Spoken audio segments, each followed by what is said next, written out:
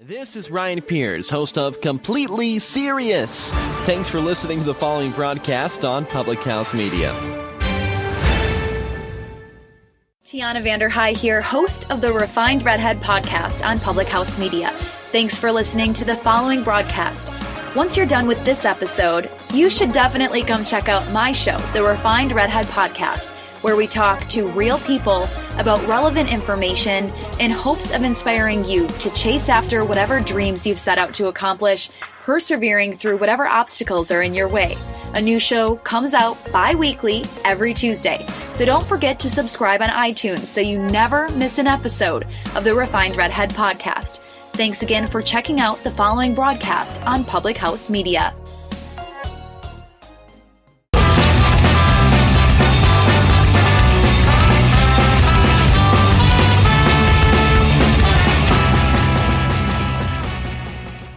Welcome to How to Write Good. I am your host, Daniel Poppy. You can find out more about me at danielpoppy.com.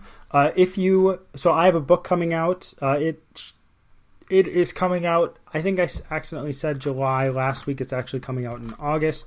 It is coming out. If you want a chance to get the book for free, you can join my you can subscribe to my, you won't be subscribing to my blog, but you can join my newsletter list. You can go on danielpoppy.com. You can put in your name. You don't even have to give me your last name because I don't care about what your last name is. Well, if I knew you, I care about what your last name is. But if you want to do that, I'm going to be giving away a hard copy of my book once it's out to out of the first 100. I don't know how many I'm going to give away. I'm going to give away some of them, but also if you are subscribed to my newsletter, that's the right word for it, you will get different offers, different deals. There'll be other giveaways in the future that will be going on. So if you would like that, a chance to get a free copy of the book or other things in the future, because there's likely to be different free books, and it's not just a free ebook; it's an actual hard copy. I will at least be giving one out. I will be telling you more about that and how that's going to work in the future. You can go to my website at danielpoppy.com. Poppy is spelled P-O-P-P-I-E. If you don't know how to spell Daniel, go away. And if you enjoy this podcast, you can check out Public House Media because this podcast wouldn't be here without Public House Media. So check them out. Honestly, you already get an ad for them at the beginning of the show, so I don't know. So you already know what's going on. We are not going to have a word of the week this week because I've written this show a couple of times, maybe 2 or 3 times already, and I've lost my word of the week. I guess I'm being lazy. We're going to jump right into our accidental essence. And I tried recording the show before, and I was just having a hard time. And I just want to talk about human experience. But I want to start where I was before. I want to start in the way I was before when I was trying to record this. So what I was talking about before, because I do screw up. You probably notice my screw ups, or you're probably like, hey, you had a logical fallacy, and 2 episodes ago you used the logical fallacy, and I'm like, guilty. That's all right. I'm just trying to figure this out. So some of my favorite, actually, it probably is my favorite thing about writing. Okay, my favorite thing about writing is the ability to paint pictures of something with writing. I don't know about you, but when I read something, the things that really catch me are very, very descriptive. They're things that I just can't get out of my head. They're things that I can't even describe what they do. I'm trying to think of how to say it. I just can't even describe what they do exactly. They take you from the world you're in, and they place you in another world. And it's not just taking you from the world you're in and making you see another world. It's making you smell another world. It's making you maybe taste another world. In some cases, it's making you feel another world, hear what's going on in those other worlds. I'm very sensitive to sound. And you'll probably, if you ever read anything of mine, you'll probably notice that I like the rhythm of sentences. I like the rhythm of how things go. And I've talked before, I've written poetry in the past You probably will never hear it. If you know me and you ask me, I'm probably not going to show you. But poetry is it's really dependent on the sounds and how the language works. And I don't think I'm the best writer who ever existed. I don't even know how good of a writer I am. So when you read anything I write, you can just judge for yourself. I honestly can't judge myself. I honestly can't. I look at my stuff and I'm really, really critical. And I'm like, yeah, I don't know. Like, it might be good, but I can't really tell. And I made it, so is it really good? I got issues, okay? But when authors are able to paint a picture, and it's even more than painting a picture, it's as if the author takes a cord and plugs it into my brain, and it connects to all the sensory areas of my brain, and it's making me experience something. I think it's amazing. I'm actually going to quick read, because maybe you're like, I don't really know what you're talking about. A lot of you probably know what I'm talking about. But I'm going to quick read a description of a character in Do Androids Dream of Electric Sheep? And maybe I'll read some more, but maybe not. We'll see. But this one looks like a good one. I have a list here, and I just want to quick read one of them, just so I can show you what it's like. It's actually very hard to find really descriptive examples of writing on the internet that aren't geared towards children. Okay? And there is a difference between very descriptive writing geared towards children and very descriptive writing geared towards adults. I don't know. I'll talk about it in a little bit, maybe. Otherwise, I'll take it up in another podcast. So this is from Do Androids Dream of Electric Sheep? And it's by Philip K. Dick, if you're interested. And so it's just describing a character in there. So black-haired and slender, wearing huge new dust-filtering glasses, she approached his car, her hands deep in the pockets of her brightly striped long coat. She had on her sharply defined small face an expression of sullen distaste. The body language, with the hands deep in the coat pockets, is super clear. You can practically see her hunching over, and you have to love the giant glasses and the sharply defined small face. So it's just a character description, and this isn't the best description I've ever run into, but it gives you an idea. So if some of you are probably more like me, so when you hear something, you can't imagine it as well. Others of you can hear something and you imagine it a lot better. But for me, when I read, it's different. So I read and I imagine. Some of you, if you want to read that, you can just look up descriptions from Do Androids Dream of Electric Sheep, and I'm sure you'll run into it. But I just wanted to read you one more, and I have to find this one actually, because I'd lost it. And I just want to read you one more. And then I want to talk about this a little bit, but I want to talk about more than just writing really, really descriptive things. So this is from Hard Times by Charles Dickens. And anything I mentioned in this podcast, I will link below. I know I haven't linked stuff below in my description before. I'm trying to remember to do that and add that in as well. So this is from, again, Hard Times by Charles Dickens. It was a town of red brick, or of brick that would have been red if the smoke and ashes had allowed it. But as matters stood, it was a town of unnatural red and black. It had a black canal in it, and a river that ran purple with ill-smelling dye, and vast piles of building full of windows where there was rattling and trembling all day long, and where the piston of the steam engine worked monotonously up and down like the head of an elephant in the state of melancholy madness. And I think that the most descriptive thing in this is that idea of the piston, that the steam engine piston that moves up and down like a melancholy, an elephant in melancholy madness. I think that's just a very, very specific thing he uses to describe it. And really, I guess in your own writing, a lot of people will say use metaphors, use different things to describe things. I think that in my own life, I use metaphors to kind of figure stuff out. Actually, so I don't know if I told you this already, but I can't remember the name of the book. I will link it in the description because I'll figure out what it is. But the book I read on creative writing, the author was talking about metaphors, and she was actually talking about how metaphors actually help you remember better.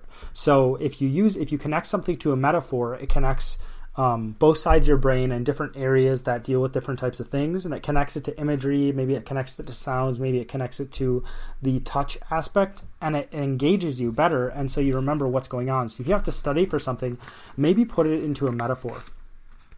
But I really, really like that, and I think that there's this this power in the ability for us to see things. And I know some people just don't get it. I know some people, they just don't visualize things. They don't imagine things going on in their mind. They're very much in this world, and that's all right. I think most people aren't. I think most people understand what I'm talking about. Otherwise, books wouldn't be such a big industry. Storytelling wouldn't be such a huge industry of metaphors and these different aspects of storytelling or engaging somebody with what's going on. Actually, now that I think about it, storytelling really is making someone experience something that is going on in the storyteller's head. It's trying to bring that person into another experience, right?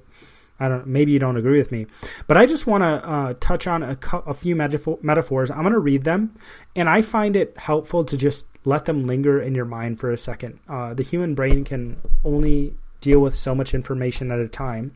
That's why it's a little hard to plan for podcasting, because my brain goes everywhere at once and it doesn't like to stay on track. So I could pretty much talk forever, but me staying on track is a little difficult. See, I'm already getting off track. So I'm going to let them linger in the air for a little bit. So there will be a little bit of a pause. So bear with me. And then it goes Picasso, Walt Whitman, and Emily Dickinson. Those are the three people in that order. All right, here it goes. Art washes away from the soul the dust of everyday life.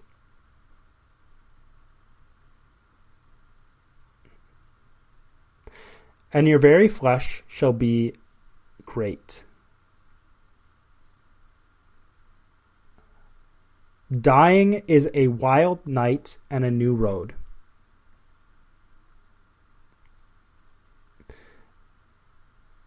You know, I said I tried recording this podcast before, and I was just having issues. Again, that's Picasso, Walt Whitman, Emily Dickinson. Just if you want to know, and I'll link that. I'll link who it is, and I'll try to have like a map of the show that has that stuff in it. But I think the power of doing this in writing or in anything really is the fact that it makes you take a different perspective on things. So I've never thought of art like that before. And in my mind, if I just think about that, I don't think about it like this. Like if you say soul doesn't have a specific, thing in my mind, but I just imagine a body being washed or I imagine myself, just after a hard day's work. If you've ever gotten done with a really hard day's work and you just go and you take a shower and it's nice and cool and you're just like, oh gosh, that's perfect. That's what I imagine that is. And it's just like so refreshing. And it just takes a word that is very not well defined. It's not well defined. Art is a word that's really not well defined. I've talked about it before on this podcast. And it takes it and it just puts something so vivid to it. Something that almost every single person has experienced. There's probably a few people who just maybe have never experienced such hard work where they get done with the end of the day and they're just like, oh my gosh, this is just so refreshing. There really isn't. So if you're someone who's like, I've never had that experience where I've just been so tired and I just go underneath the shower and it's just like, this is great. You need to go out and you need to go and you need to walk all day and then you need to come back home. And okay, I'll rephrase that. Go out, walk all day, get really, really sweaty, find a bog, don't jump in the bog, you might die. Find a mud puddle, roll in the mud puddle, get really, really dirty, then run about 3 miles, get really sweaty and dirty, and then when you get home, go home, take a shower, and you'll feel what that feeling is like if you've never felt that. But most people have. And the last one is dying is a wild night and a new road. And I don't know, like, it just puts something different to that. It's almost like dying is beautiful to me. Like, I just think about that because, like, I think of someone who just dying is not something. If you actually think about what dying is, it's not something that's very pretty. It's actually something that's usually not very pretty. It's a very depressing thing to think about. But when you think of it this way, it's like, oh, someone they're just like going out and partying, and then it's just like you're changing direction. You're changing direction. I think that for me, a new road is something that's very refreshing as well, which is kind of bizarre. And everybody's going to take that in a different way, and that's the beauty of it. I think that people have I think people share a lot more in common than they have different than the differences of. I can't talk. I think people share more than they have differences. That's a really bad way to put it, but you know what I mean. And I think that the metaphor, you may not understand it completely like somebody else does, but I think it gives people the ability to understand things that they've never experienced before. And I'm going to talk about this, but I just want to share one metaphor that I came up with. And maybe I'm not the only person, but I didn't read it anywhere else. Okay, so somebody else certainly could have come up with this metaphor, but I think it's very fitting. And so I'm not shy about the fact that I get anxious about stuff, and I worry about stuff. I think that it's part of who I am, and I deal with it, and it's something that brings negative things into my life, something that brings positive things into my life.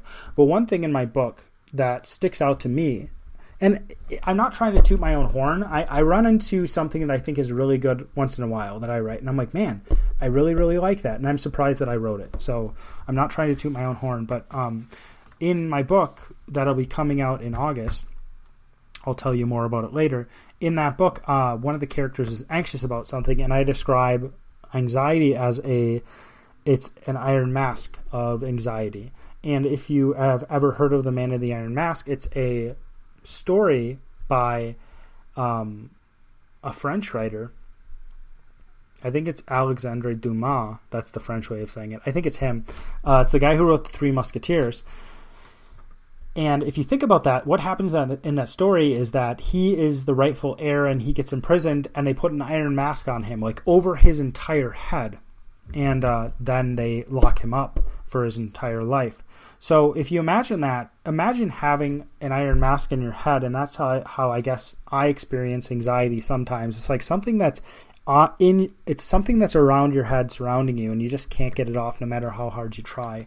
So I really think, I think metaphors are really cool because it connects it to the actual world, and I think they're really, really powerful even outside of writing. I actually think that people should take up this idea of, okay, I need to explain this to somebody else. How can I do this and connect it to something else? It's an analogy, right? It's really an analogy, and we use analogies all the time. I just like the word metaphor better. I just like certain words better because I'm weird. So I'm going to talk a little bit about writing in this episode. I've already talked a little bit about it, but I've more talked about metaphor and painting a picture and actually just the feeling you get. But I want to talk about other stuff too, besides writing. I want to talk about life in general. So for storytelling, this really works because you interact with the world, and so if you ever heard of Piaget, most people have heard of Piaget because most people have taken human growth and development in college. So Piaget is a psychologist, and he has this theory that children go from different stages of development. And there's one stage of development called concrete operations, and pretty much everybody gets to this stage where you imagine things as the concrete. And this is really, I think why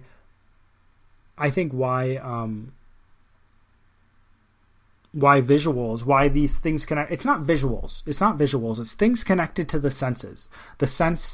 I think the senses are so powerful to describe things because everybody experiences them. Now, there are certain people who do not have specific senses, as in sight or hearing or different things like that, but I don't know if there's anybody without any senses. There's probably someone without any senses on the earth. There's 7 billion people on the earth, but almost every single person on the earth has senses.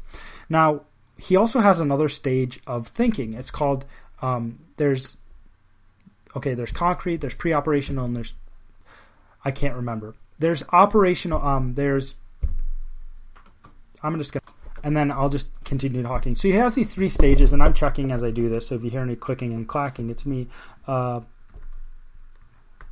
So he has these different stages, and concrete operations is dealing with concrete things. It's dealing with things that come in through your senses.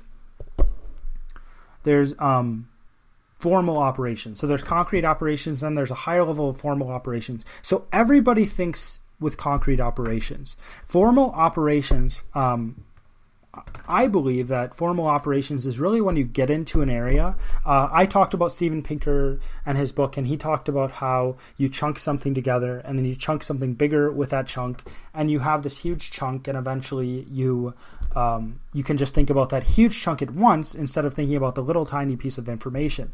Now, that is formal. That's more like formal operations, I believe. It's a higher level of thinking. It's more abstract. You're not dealing with things on the ground, I guess you could say. You're dealing with things that are connecting one thing and then another thing and then putting two. Think about it as Legos. So you each individual Lego piece is a piece of sensory information, and you're chunking that sensory information together, and you're kind of making a theory about it, and you're chunking more together, and you're kind of building this huge spaceship from Legos. And when you look at the spaceship as a whole, you're not focusing on the little tiny pieces. And I think that formal operations is more on that side. If you're someone who's a psychologist, who's a theoretical psychologist, and you want to correct me, go for it. That's fine with me. I don't care. But concrete operations deals with things that almost everybody knows. If you describe something, that person typically, unless they haven't run into that thing themselves, they can understand what that thing is. And I think once you get past that into formal operations, where you're dealing with these big, huge concepts, people don't necessarily know because they don't share the same information. And I may be completely off, but I think it's a good idea. And art does this, and writing, writing does this by painting a picture. Writing does this, I'm going to focus on writing first, then get into art later. Writing does this by painting a picture with words, by connecting to the senses, as I was saying before. Art does this by actually presenting things to interact with. So music comes in through your auditory senses. It's actually, the auditory senses are to a certain degree tactile too, because you can feel music, and there's the eardrum, and it interacts with sound waves which are physical, which is really weird to think about. It's not the weirdest thing to think about, but with music, you're actually coming into, you hear something. It's something you hear, auditory information. With if you see a painting, you're coming into contact with something that is visual. If you are running into a sculpture, if you actually touch a sculpture, you can actually feel that. Now, I don't know if the actual touching of a sculpture gives you any, is actually valuable. I don't know if the actual, unless they actually design their sculpture to be touched, I don't know if it's valuable. Maybe it is. I don't know if anybody's actually experienced it with tactile art. Maybe for blind people. I don't know. That'd be interesting. Maybe like food. I don't know. I now I'm just making crap up. But with video games, then that kind of takes on your will, even, right? It's not a sense anymore. It's actually you acting something out.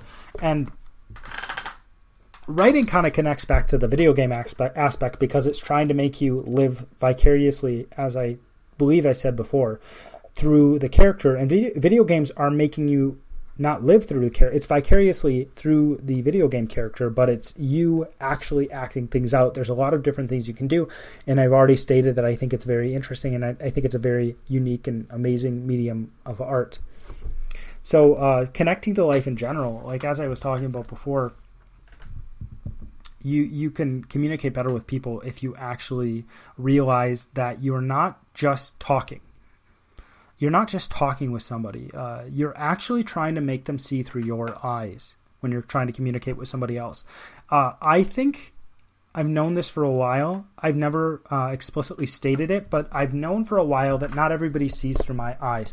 I think this is partially due to the fact, I think I'm very, okay, let's go back. So we're going to talk about me because it's my podcast, gosh. No, we're going to talk about me because I think it's valuable to talk about this, because it helps you understand why I can and why other people can as well. So at some point in your life, you can't take another person's perspective when you're a little baby. I'm not going to talk about that. But then you gain the ability to gain somebody else's perspective. And certain people have the ability to see or take into account other people's perspective more than others. I have a hypersensitive ability to do this. And that's probably why if I do any good job at writing stories or writing from different perspectives, is because of that.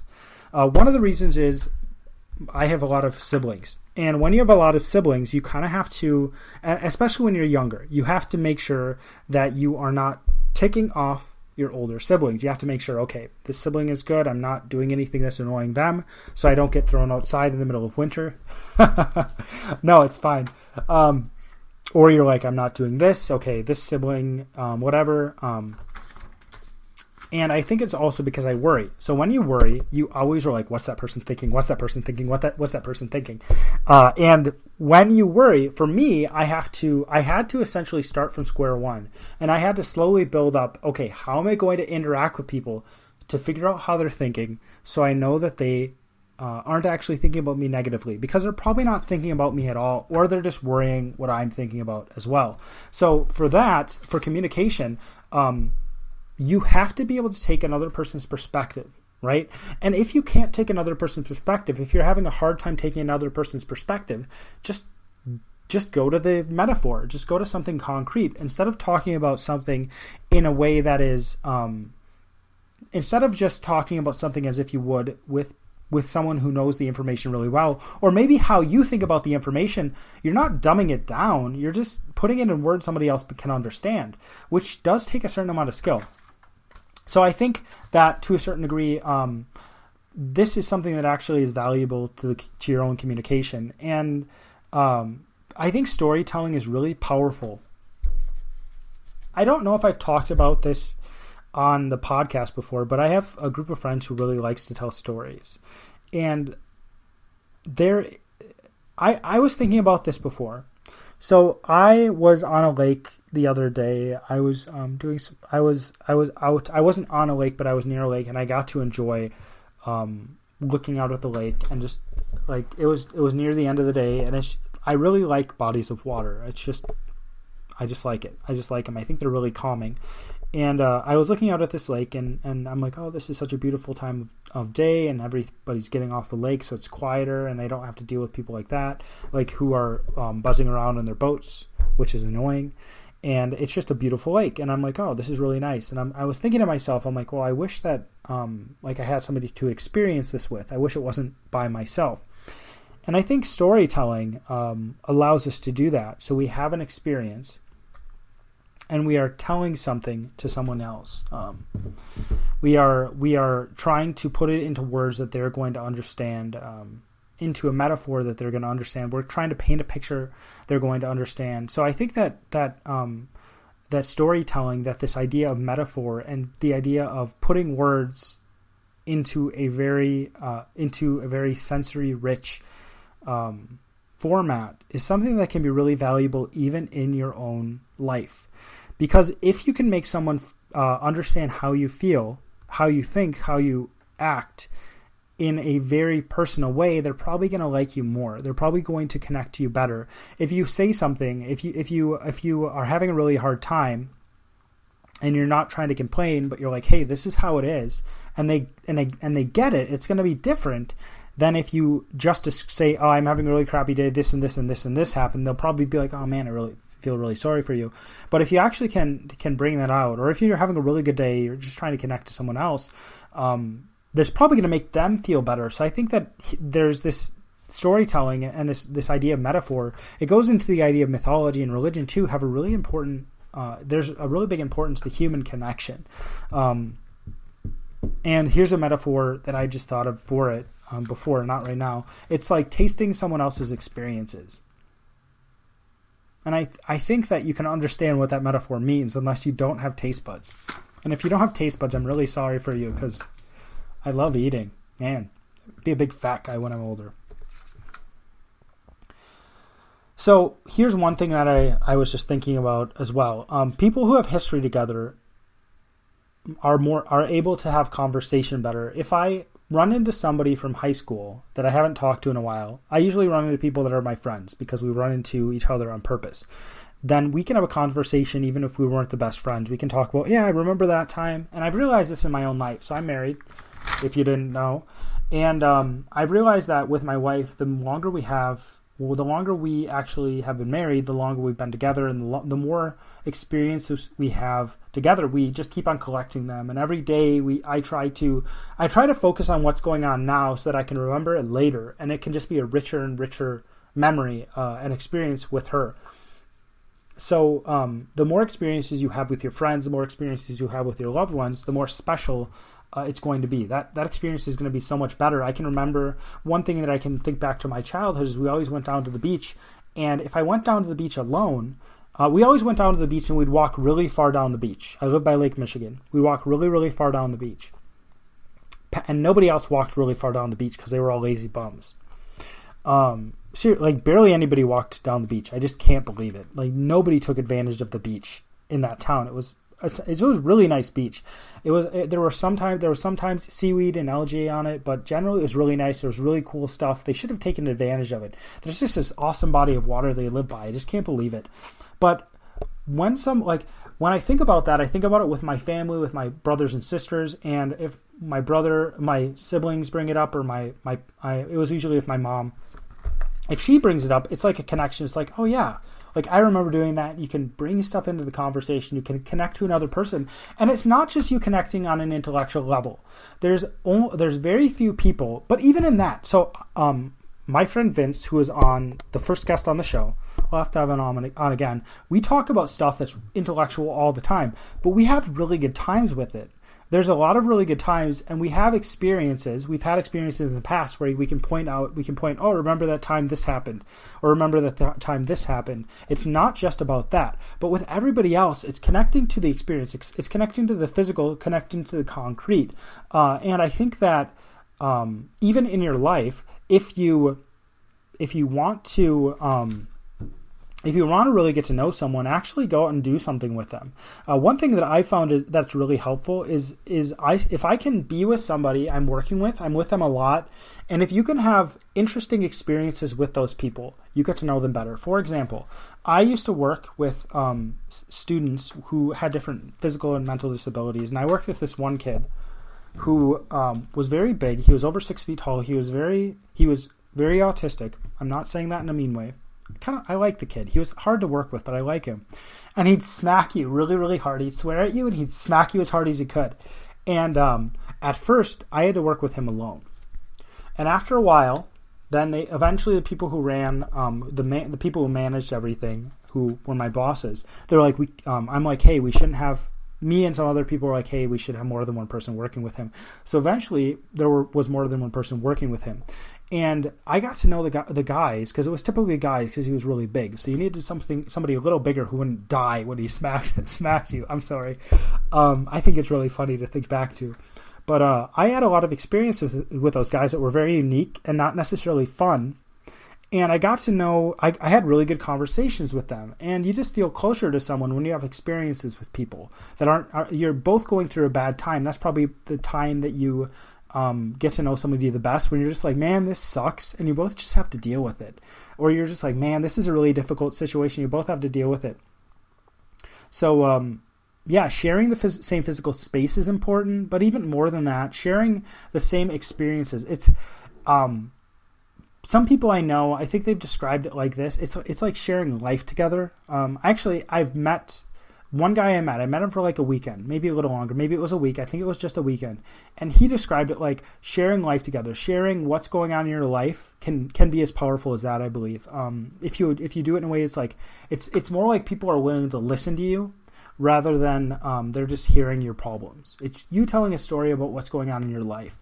And it doesn't just happen. You can't just do that to anyone, but maybe you can do it if you actually want. If you actually ask somebody about their own story, it'll give you a chance to do that. And you can't do that with everybody because personalities don't always click. But if you can share the same experiences with somebody, you're going to be closer to them. I don't know why I said more. And I think art does that as well. So with that, I'm just going to quick have our logical fallacy of the week, and I'm going to continue doing this, and I'm going to just talk about some stuff about the podcast. So because I think the logical fallacy of the week is very important. That's why I do it. So logical fallacy of the week is the psychologist fallacy. This actually relates to what I talked about, which is really, really funny. I didn't plan this. It's you're presupposing the objectivity of yourself when you're looking at somebody else's behavior. You're analyzing somebody else's behavior and you're assuming you're objective, which you're not objective. You're a human being. And the fact that you actually have your own life and you see something from a different perspective and you experience this physical world in a way that is uniquely your own, like it's closer to someone else's experience than it is apart from someone else's experience. Like it's more similar than it is different, but at the same time you have your own life. It's very unique, and that's beautiful. I think it is. So changes in this podcast. So I have, I've been thinking about the podcast a lot, and I don't remember what episode. This is like episode 35, 36, 30 something. And I've just been thinking about it a lot. And I think that, I think this is a good start. I think that I had to go through this process of doing the podcast like this, and I set up my structure. There's certain things. I think that when I look at the podcast, this podcast, I think of how it could be better. And I've been thinking about how can I make this podcast better, because maybe you enjoy it a lot. Maybe you're like, man, I really like this podcast. I really like what he does. I really like his personality, but I want to make it even better. I want to make it as best as it can be. I want to strive to make it really, really good, to make it something that just catches people. And I don't want it to just be really good so there's more people listening to it. I want it to be really good because the same way I want a book to be really good. So I've always thought of it this way. So when I'm writing a book, if I write the best book I'm able to, if I'm like, this is exactly what I wanted, I'm good with that. And with this podcast, it's not exactly what I wanted. So there's going to be some changes to it. I'm just telling you, I know, I really appreciate those of you who listen, because for me, it's a little difficult starting it out, because I'm not sure if people are interested in this or what they want to hear. And I'm not sure, am I making sense? Am I actually intelligent enough to do this? But I'm just offering an invitation to you, and I think that if you are willing, this would be, if one person that typically doesn't connect to me. So there's a couple people that I know that I'd connect to with this podcast, like that I know listen to it, that would tell me different ideas, but that's different. But if one person that I wouldn't expect is like, hey, why don't you do this? That would be awesome. So if you listen to this podcast on a regular basis and you have any ideas, I want to be personal. I don't want to be someone I never want to be someone who is off and away and just on a cloud. You have these celebrities and they're apart from the rest of the population. And I don't want to be like that. I know that to a certain degree, like after after a certain amount of people connect to you and a certain amount of people are listening, you have to kind of cut it off for your own sanity. But I want to be hospitable to people. And I've kind of come to that conclusion fairly recently. I want to be someone who's just is very generous. And I think part of that is being really grateful for the people who already listen to this. So I am really grateful for you listening to this, and I'm really glad. I think it's a really great thing. And I seriously, when I started, I'm like, yeah, nobody's going to listen to this. So if you are someone who's like, oh, I've got an idea for what you could add or anything like that, I would really appreciate the suggestion. It would seriously make my day. If someone was like, hey, why don't you add this? It would seriously make my day. Now, if I already know you on a really personal level, you should tell me anyways, because that's helpful. It probably wouldn't make my day, but if it's just someone out of the blue who listens, it would. But whatever. So, because people who know me on a really personal level are already going to give me suggestions. That's why. So yeah. So if you want to do that, if you have an idea, you can go on to danielpoppy.com. There's a way to connect to me. Also, you can, if you want to, I believe there's an email connected to, if you subscribe to my newsletter and if you subscribe to get emails from me, I won't be sending a lot to you. Don't worry if you want to do that. If you subscribe to that, you can also email me directly to my website.